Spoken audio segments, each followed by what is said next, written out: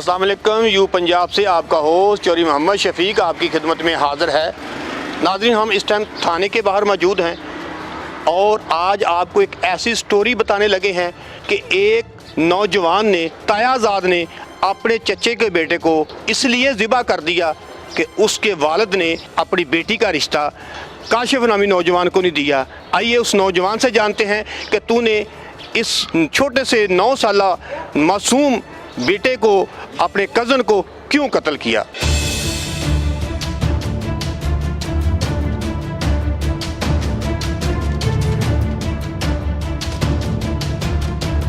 नाज़रीन, हम उस जल्लाद, उस सफाक इंसान जो कि इंसान कहलाने के लायक नहीं है, उसके साथ मौजूद हैं, मुलज़म काशिफ के साथ, जिसने अपने ही चचा के बेटे को उस चचा के रिश्ता ना देने पर उसको कत्ल कर दिया।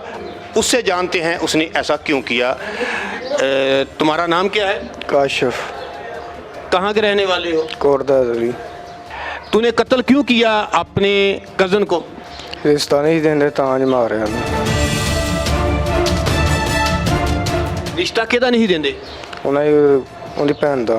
ਉਹਦੀ ਭੈਣ ਤੇਰੀ ਕੀ ਲੱਗਦੀ ਸੀ? चाचे थी। ਤੇ ਕਿਸ ਤਰ੍ਹਾਂ ਕਤਲ ਕੀਤਾ, ਪੂਰੀ ਕਹਾਣੀ ਦੱਸ। ਉਹਨੂੰ ਸ਼ਾਇਦ ਦਾ ਬਹਾਨਾ ਪਾ ਕੇ ਬਾਹਰ ਲਗਿਆ ਸੀ ਤਾਂ ਛੁਰੀ ਫੇਰਦੀ ਸੀ। ਕਿੱਥੇ ਜਾ ਕੇ ਛੁਰੀ ਫੇਰੀ ਸੀ? ਬਾਹਰ ਪੈਲੀਆਂ 'ਚ। ਤੇ ਪੈਲੀਆਂ ਦੇ ਵਿੱਚ ਛੁਰੀ ਫੇਰੀ ਕੋਈ ਲਾਗੇ ਹੋਰ ਕੋਈ ਨਹੀਂ ਸੀ ਹੈਗਾ? ਨਹੀਂ। ਜਦੋਂ ਤੂੰ ਛੁਰੀ ਫੇਰੀ ਏ ਉਹਨੂੰ ਜਦੋਂ ਲਟਾਇਆ ਹੀ ਤੇ ਉਹਨੇ ਕੀ ਕਿਹਾ? ਅੱਗੋਂ ਉਹਨੇ ਕੋਈ ਤਰਲਾ ਨਹੀਂ ਤੇਰਾ ਮਾਰਿਆ? ਮਾਰਿਆ ਸੀ। ਫਿਰ? ਤਾਂ ਮੈਂ ਫੇਰ ਛੱਡੀ ਛੁਰੀ। ਤੇਰੇ ਹੱਥ ਨਹੀਂ ਕੰਬੇ ਜਦੋਂ ਤੂੰ ਛੁਰੀ ਫੇਰੀ? ਕੰਬੇ ਹੀ ਇੱਕਦਮ।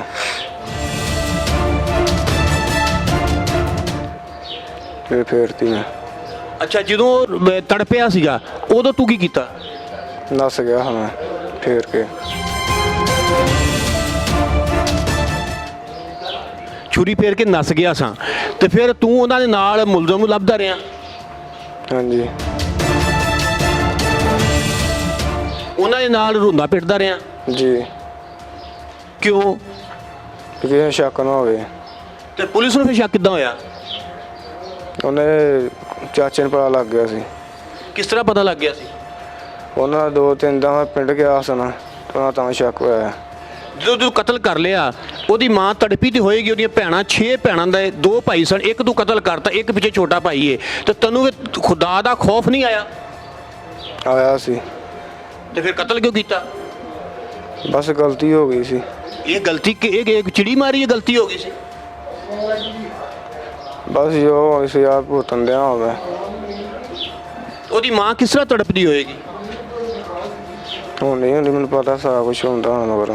ਨਹੀਂ, ਤੂੰ ਵਿੱਚ ਬੈਠਾ ਰੋਂਦਾ ਵੀ ਰਿਹਾ ਵਾਂ, ਲੱਭਦਾ ਵੀ ਰਿਹਾ ਮੁਲਜ਼ਮ ਨੂੰ, ਤੇ ਤੈਨੂੰ ਪਤਾ ਨਹੀਂ ਉਹਦੀ ਮਾਂ ਕਿੱਦਾਂ ਤੜਪਦੀ ਸੀ? ਪਰ ਉਸਦੇ ਮੇਰਾ ਬੇਟਾ ਗੁੰਮ ਹੋ ਗਿਆ, ਲੱਭਣ ਨਹੀਂ ਦਿਆ ਹੈਗਾ। ਅਗਰ ਤੇਰੇ ਭਰਾ ਨੂੰ ਜ਼ਿਬਾ ਕਰ ਦਿੱਤਾ ਜਾਂਦਾ ਤੇਰੇ ਤੇ ਕੀ ਬੀਤਦੀ? ਮੈਂ ਮਰ ਜਾਣਾ ਸੀ ਉੱਥੇ। ਤੇ ਫਿਰ ਉਹਦਾ ਕੀ ਹਾਲ ਹੁੰਦਾ ਹੋਏਗਾ? ਜੋ ਮੈਂ ਨਾ ਬੀਤਣੀ ਉਹਨਾਂ ਬੀਤ ਹੋਣੀ ਨਹੀਂ। ਕਾਨੂੰਨ ਤੇ ਕਹਿੰਦਾ ਹੈ ਜਿਹੜਾ ਕਤਲ ਕਰੇ ਉਹਦੀ ਸਜ਼ਾ ਹੈ ਮੌਤ ਹੈ, ਤੇ ਤੇਰੀ ਕੀ ਸਜ਼ਾ ਹੋਣੀ ਚਾਹੀਦੀ ਹੈ?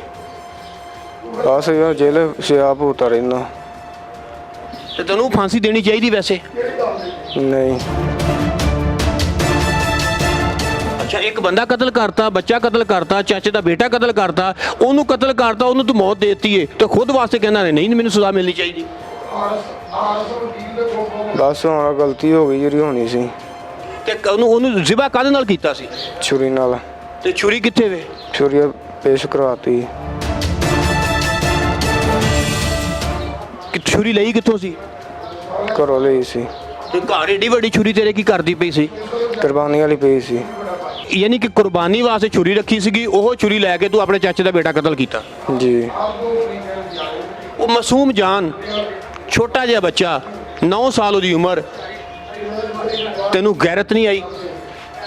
ਬਸ ਆਈ ਸੀ, ਹੁਣ ਗਲਤੀ ਹੋ ਗਈ। ਅੱਛਾ, ਤੂੰ ਮੈਨੂੰ ਦੱਸ ਕਿ ਜਦੋਂ ਤੂੰ ਉਹਨੂੰ ਘਰੋਂ ਲੈ ਕੇ ਗਿਆ ਬੱਚੇ ਨੂੰ, ਕਿਸ ਤਰ੍ਹਾਂ ਲੈ ਗਿਆ? ਪੂਰੀ ਗੱਲ ਦੱਸ। ਸ਼ਹਿਰ ਦਾ ਬਹਾਨਾ ਪਾ ਕੇ ਮੈਂ ਚਲਾ ਲੱਗ ਜਾਂਦੇ ਆ, ਪੈਸੇ ਦਿੱਤੇ ਸ਼ਹਿਰ ਲਈ ਜਾਣਾ, ਮੈਂ ਚਲਾ ਬੱਕਰੀਆਂ ਲੈ ਕੇ ਗਈਏ, ਮੇਰੇ ਨਾਲ ਤੁਰ ਪਿਆ। ਅੱਛਾ ਮੈਨੂੰ ਦੱਸ ਕਿ ਜਦੋਂ ਤੂੰ ਉੱਥੇ ਲੈ ਕੇ ਗਿਆ ਵਾਂ, ਜਦੋਂ ਉਹਨੂੰ ਲਟਾਇਆ ਏ, ਉਹ ਤੈਨੂੰ ਉਹਨੇ ਕੀ ਕਿਹਾ? ਭਾਈ ਕਹਿੰਦਾ ਸੀ, ਕੀ ਕਹਿੰਦਾ ਸੀ? ਉਹਨੇ ਤੇ ਤਰਲਾ ਤੇ ਮਾਰੇ ਹੋਏਗਾ। ਨਹੀਂ ਰੋਂਦਾ ਸੀ, ਰੋਣ ਲੱਗਾ ਮੈਂ ਛੁਰੀ ਫੇਰਤੀ ਹੱਥ ਪਾ ਕੇ। ਉਹ ਜਿਹੜੇ ਮੁੰਡੇ ਨੇ ਵਿਆਹਣ ਵਾਸਤੇ ਆਉਣਾ ਸੀ, ਉਸ ਕੁੜੀ ਦਾ ਜਿਹਦਾ ਰਿਸ਼ਤਾ ਹੋਇਆ ਸੀ, ਉਹਨਾਂ ਦੇ ਘਰ ਵੀ ਫੋਨ ਕਰ ਦੇਣਾ ਇਹ ਮੁੰਡਾ ਰਿਸ਼ਤਾ ਵਿਆਹਣ ਵਾਸਤੇ ਤੇ ਬਰਾਤ ਲੈ ਕੇ ਨਾ ਆਵੇ? ਨਹੀਂ ਸਰ, ਮੈਂ ਸਿਰ ਇਹੋ ਜਿਹਾ ਆਖਿਆ ਸੀ ਵੀ ਇਹਨੂੰ ਮਿਲਾਂ ਤੇ ਇਹਨੂੰ ਮੈਂ ਆਖਿਆ ਸ਼ਾਦੀ ਨਾ ਕਰ ਇਹਨੇ ਲਾ। ਤੇਰੀ ਚਾਚੀ ਦੀ ਬੇਟੀ ਤੇਰੀ ਭੈਣ ਨਹੀਂ? ਆਹੋ ਹੈ ਵੀ। ਤੇ ਫਿਰ ਉਹ ਤੇਰਾ ਕੀ ਲੱਗਿਆ? ਬਣਵਈਆ ਮੇਰਾ। ਭਣਵਈਆ? ਤੇ ਭਣਵਈਏ ਨੂੰ ਫੋਨ ਕਰਕੇ ਭੈਣਾਂ ਦੇ ਰਿਸ਼ਤੇ ਰੋਕੀਦੇ ਨੇ? ਬਸ ਗਲਤੀ ਹੋ ਗਈ ਹੁਣ।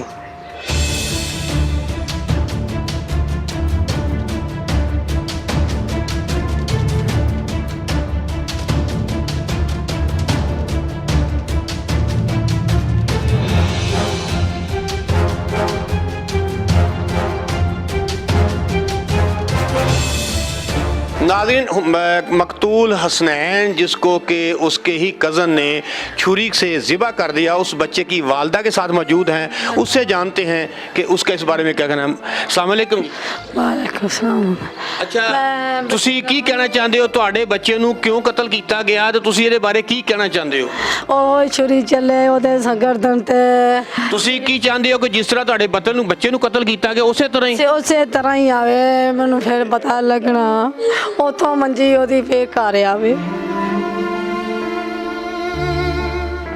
उसे बच्चे दी। नाज़रीन, वो बच्ची जिस बच्ची की शादी थी और जिसके भाई को कत्ल कर दिया गया, उस बच्ची से बात करते हैं। अस्सलाम वालेकुम बेटा। वालेकुम सलाम।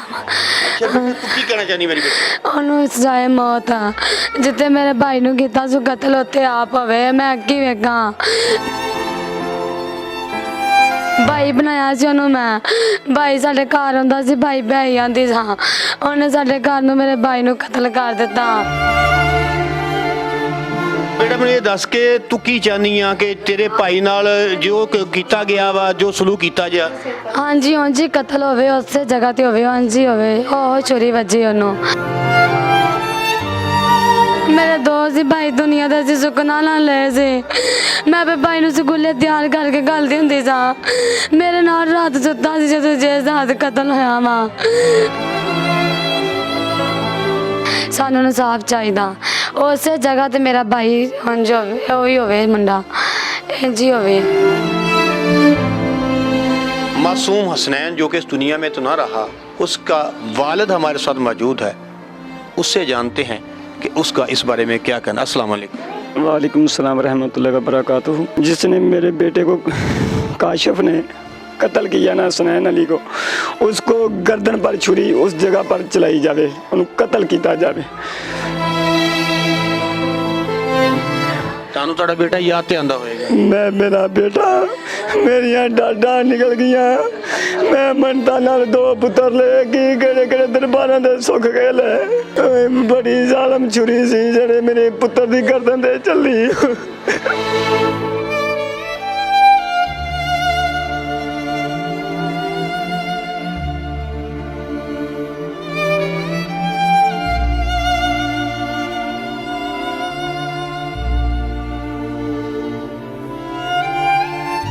जी बिल्कुल नाज़रीन, हम मुतलका थाने के SHO के साथ मौजूद हैं। उनसे जानते हैं कि हसनैन को कैसे ज़िबा किया गया, उसके जो कातिल है उसको आपने कैसे गिरफ्तार किया। जी बताइएगा। कोई सच वहाँ से हमें फौरी तौर पे कोई सबूत नहीं मिला कि कोई पता चले कि ये किसने काम किया है। घर वालों से पूछने पे भी पता चला कि उनकी किसी के साथ दुश्मनी नहीं है, कोई लड़ाई झगड़ा नहीं है।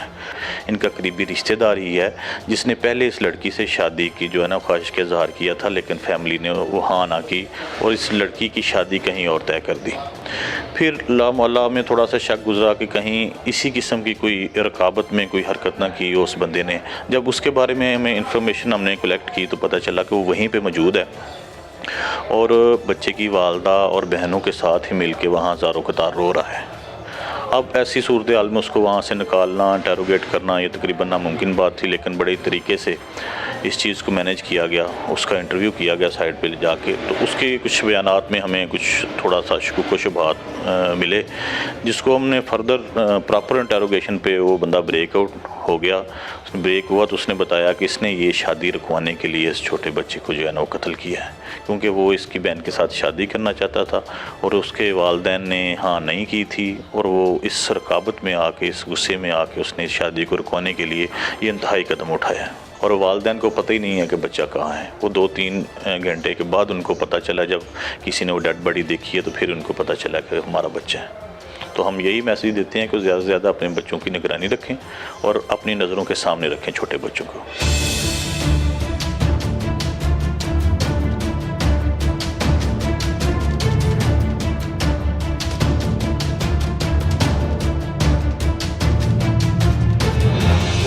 नाज़रीन, आपने हसनैन के वालिदैन की, उसकी वालिदा की, उसके वालिद की, उसकी बहन जिसकी शादी थी, जिसकी वजह से उस मुल्ज़म ने, उस सफ़ाक मुल्ज़म ने, उस जाहिल ने उस हसनैन को कत्ल किया, उनकी आपने बात सुनी। उनका कहना है कि जिस तरह हमारे बेटे को ज़िबा किया गया, इसी तरह उसी छुरी के साथ उसको भी ज़िबा किया जाए।